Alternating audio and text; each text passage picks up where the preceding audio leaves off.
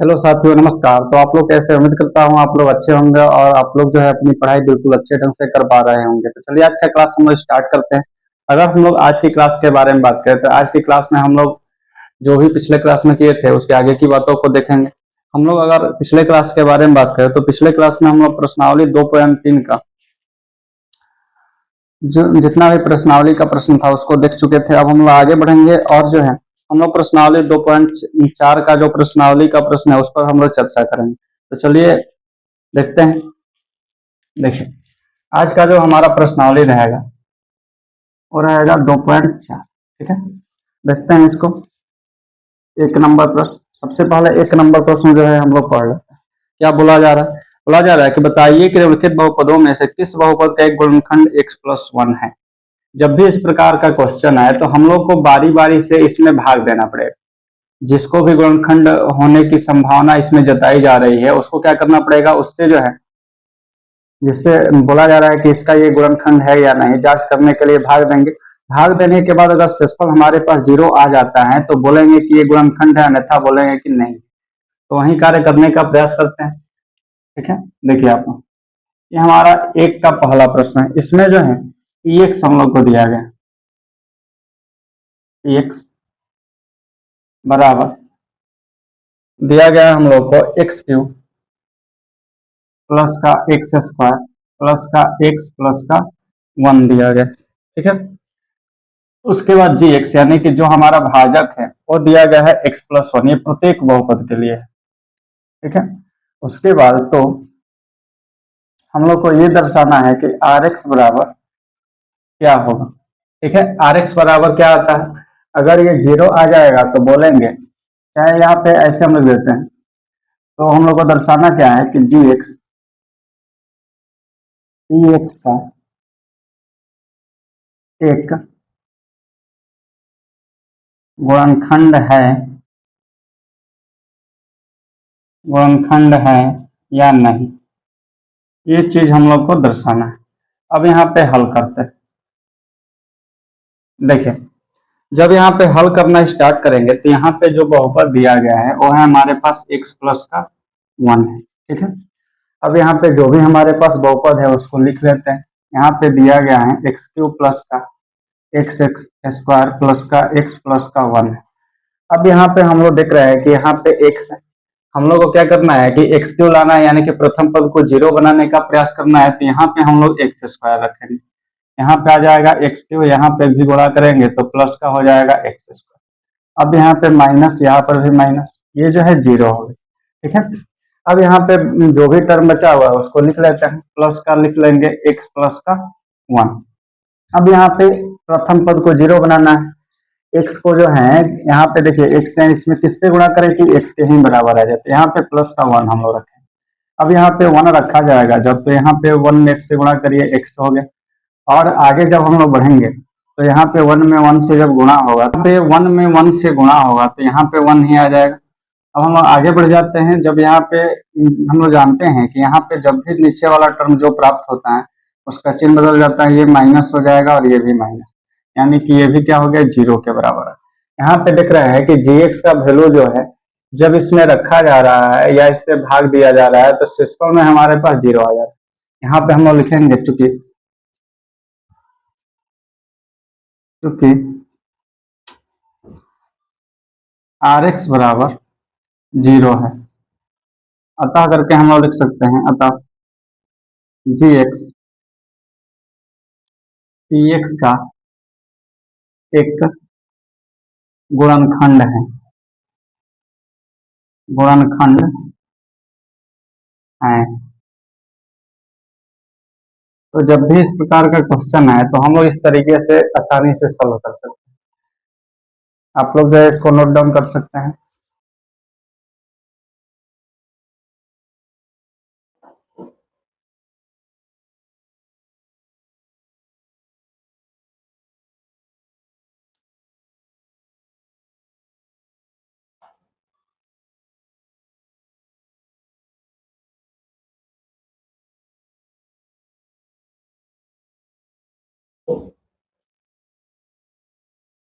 अब हम लोग आगे बढ़ जाते हैं और इसका दूसरा जो क्वेश्चन है उसको हम लोग देख लेते हैं।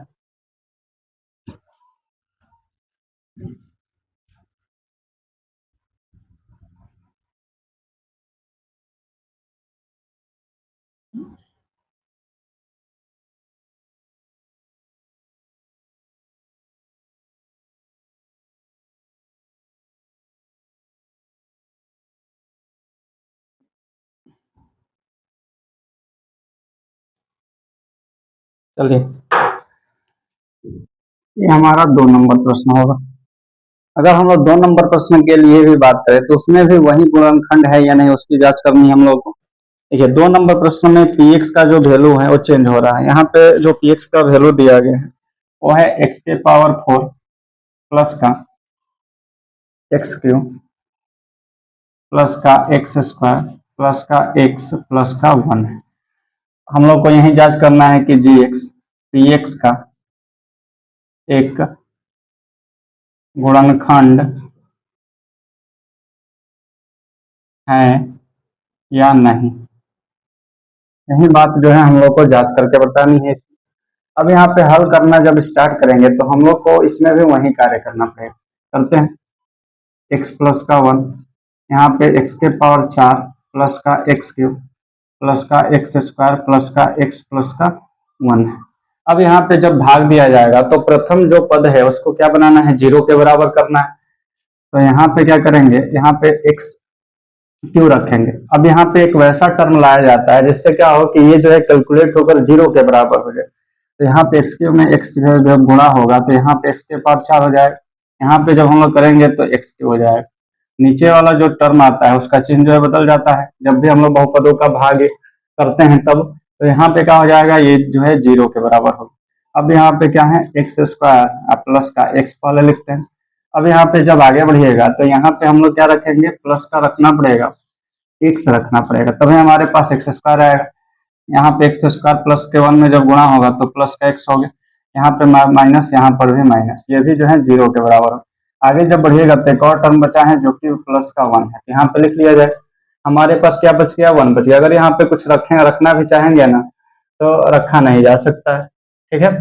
अब यहाँ पे मान लीजिए आप लोग 1 रखते हैं, तो मान लीजिए 1 आप लोग रखेंगे तो यहाँ पे क्या हो जाएगा, x प्लस का 1, यहाँ पे चिन्ह बदलेगा तो 1 से 1 कटेगा, यानी कि केवल x बचेगा जो कि संभव नहीं है हमारे पास। तो यहाँ पे क्या कर लेते हैं, इसको ऐसे ही छोड़ देते हैं, ठीक है। तो यहाँ पे हमारे पास जो शेषफल बचा हुआ है वो है 1, ठीक है, वो है हमारे पास 1। अब यहाँ पे लिखेंगे चूंकि Rx is not equal to 0 है, ये लाइन लिखेंगे।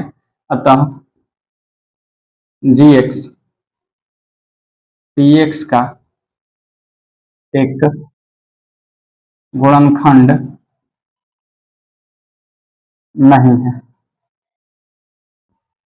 ये जो है लाइन हम लोग लिख लेंगे और यही जो है हमारा उत्तर हो जाएगा। तो आप लोग जो है इसको नोट डाउन कर सकते हैं।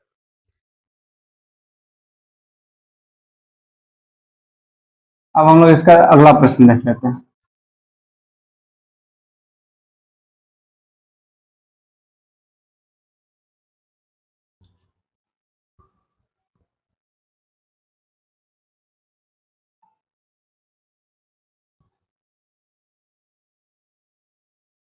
देखिए, जो हमारा 3 नंबर प्रश्न है उसमें भी px का वैल्यू जो है चेंज किया हुआ है, लेकिन gx का जो वैल्यू है यानी कि जिसको जांच करनी है कि गुणनखंड है या नहीं, वो जो है सेम टू सेम वही है। यहाँ पे px का जो वैल्यू दिया गया उसको लिख लेते हैं। यहाँ पे दिया गया है x⁴ प्लस का 3x², 3x³ है यहाँ पे, 3x³ प्लस का 3x² प्लस का x प्लस का 1 है। ये जो है हमारे पास एक बहुपद दिया गया, इसमें भी हम लोग को gx का वैल्यू यही है और हम लोग को ये जांच करके बताना है कि gx vx का एक गुणनखंड है कि नहीं। तो उसी प्रकार से हम लोग जांच करेंगे जिस प्रकार से पिछले क्वेश्चनों में करते आ रहे हैं। ये हो गया x⁴ प्लस का 3x³ प्लस का 3x² प्लस का x प्लस का 1 हो गया। अब हम आगे बढ़ जाते हैं, यहाँ पे जो प्रथम बहुपद है इसके बराबर टर्म लाना है यहाँ पे, ताकि ये जो है 0 के बराबर हो जाए। तो यहाँ पे हम लोग क्या रखेंगे, x⁴ रखेंगे।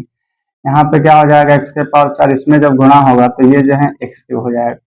अब ये भी माइनस और ये भी माइनस हो गया, ये तो 0 हो गया, लेकिन ये 3x³ में से एक x³ जाएगा तो हमारे पास 2x³ बचेगा। अब जब आगे बढ़ेंगे तो ये प्लस का 3x² हो गया, प्लस का x प्लस का क्या हो गया, तो 1 हो गया। अब हम आगे बढ़ जाते हैं, ये देखिए x है, यहाँ पे 2x³ के रूप में इसको बदलना है तो ये जो है क्या रखेंगे, यहाँ पे 2x रखेंगे। 2x जब रखेंगे तो यहाँ पे 2x² आएगा, 2x² रखना पड़ेगा ताकि 2x³ के बराबर हो जाए। अब यहाँ पे 2x क्यों हो जाएगा, यहाँ पे जब 1 में गुणा होगा तो प्लस का 2x² हो जाएगा। अब आगे बढ़ जाते हैं, ये भी माइनस ये भी माइनस, ये तो 0 हो गया, लेकिन यहाँ पे x² हो जाएगा, प्लस का x फिर प्लस का 1 हो जाएगा। अब फिर एक बार आगे जब बढ़ेंगे तो यहाँ पे x² लाना है, x में x से जब गुणा होगा तो x² आसानी से आ जाएगा, तो यहाँ पे क्या हो गया x² हो गया, फिर प्लस का यहाँ पे क्या हो जाएगा x हो जाएगा, ये भी माइनस और ये भी माइनस, ये कट गया 0 हो गया, और यहाँ पे ये 0 हो गया, यहाँ पे क्या बच गया केवल 1 बच गया। ठीक है, अब यहाँ पर भी हम लोग देख रहे हैं कि यहाँ पर भी शेषफल जो है हमारे पास 1 बच रहा है, तो यहाँ पे लिखेंगे चूंकि चूंकि r of x is not equal to 0 है, अतः करके लिखा जा सकता है,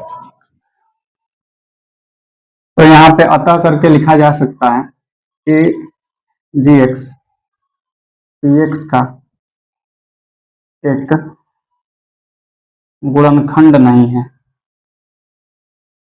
गुणनखंड नहीं है। ठीक है, यही जो है हमारा उत्तर हो जाएगा। ठीक है, तो आप लोग इसको नोट डाउन कर सकते हैं। अब हम लोग आगे बढ़ जाते हैं और इसका 4 नंबर प्रश्न जो बचा हुआ है उसको भी हम लोग कर लेते हैं। देखिए, हटा देते हैं हम इसको, इसमें भी हम लोग का जो gx का वैल्यू है सेम है, और यही प्रक्रिया जो है उसमें भी करनी है, 4 नंबर प्रश्न में करते हैं। इसमें px का वैल्यू जो है चेंज हो रहा है, करके दिखाते हैं आप लोग को। देखिए,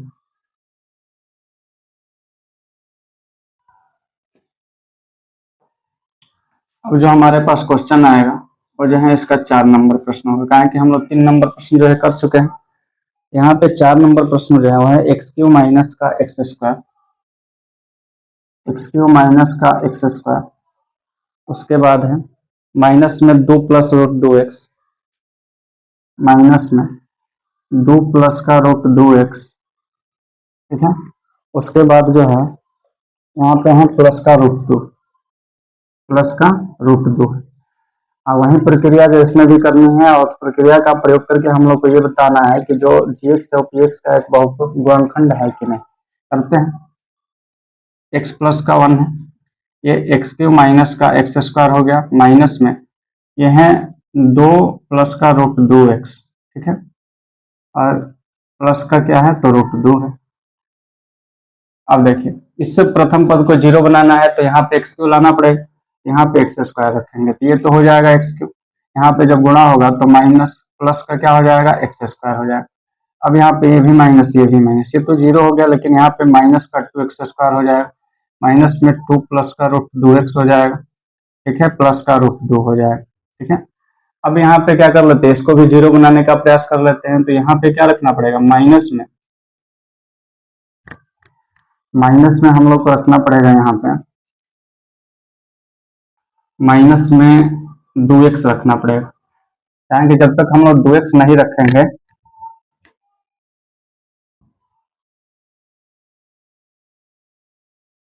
माइनस का 2x रखना पड़ेगा, यहाँ पे क्या हो जाएगा माइनस का 2x², यहाँ पे जब गुणा करेंगे तो प्लस माइनस माइनस का 2x में हो जाएगा।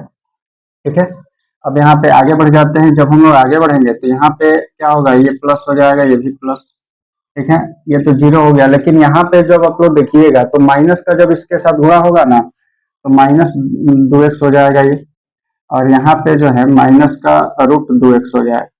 अब यहाँ पे प्लस का 2x आ गया, यहाँ पे ये तो 0 हो गया, लेकिन यहाँ पे क्या बचेगा हमारे पास, माइनस में रूट 2x बचेगा, तो यहाँ पे लिख लेते हैं माइनस में रूट 2x, फिर प्लस का क्या है तो रूट 2। अब यहाँ पे जब हम लोग आगे बढ़ेंगे तो यहाँ पे हम लोग क्या करना पड़ेगा कि इसको 0 बनाना पड़ेगा, 0 बनाने के लिए यहाँ पे माइनस का रूट 2 रखना पड़ेगा, रखते हैं, ये हो जाएगा माइनस का root 2x।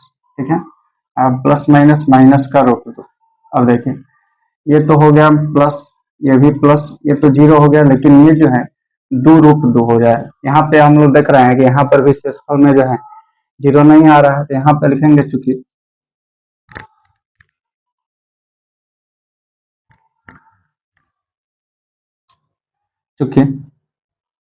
r of x not equal to 0 है। ठीक है, ये लिखेंगे अतः gx px का एक गुणनखंड नहीं है। तो यही जो है हमारा उत्तर हो जाएगा। आप लोग इसको नोट डाउन कर लीजिए।